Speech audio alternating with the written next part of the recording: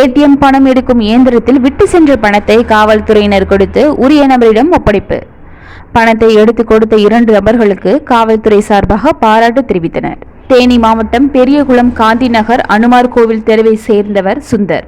இவரது நண்பரான பட்டம்மாள் கோவில் தெருவை சேர்ந்த தங்கப்பாண்டி ஆகிய இருவரும் பணம் எடுப்பதற்காக பெரியகுளம் தென்கரை வைகை அணை சாலையில் உள்ள State Bank of India ATM மையத்திற்கு பணம் எடுக்க சென்றுள்ளனர்.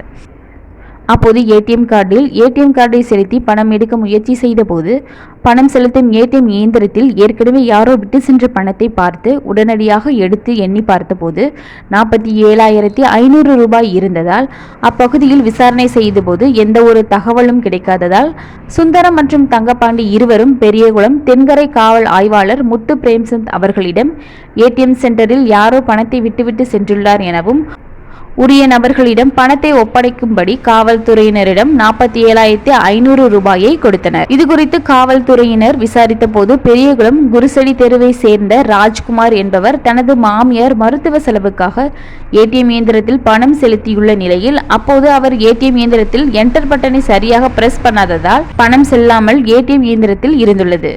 இதனைத் தொடர்ந்து ராஜ்குமாரின் பணம் என்பதை உறுதி செய்யப்பட்டு பெரியகுளம் காவல் துணை கண்காணிப்பாளர் 47,500 ரூபாயை ராஜ்குமாரிடம் ஒப்படைத்தனர். மேலும் பணத்தை ஒப்படைத்த சுந்தர் மற்றும் தங்கப்பாண்டி இருவருக்கும் பாராட்டுகள் குவிகின்றன. தினமுல்லை செய்திகளுக்காக பெரியகுளம் செய்தியாளர் சக்தி.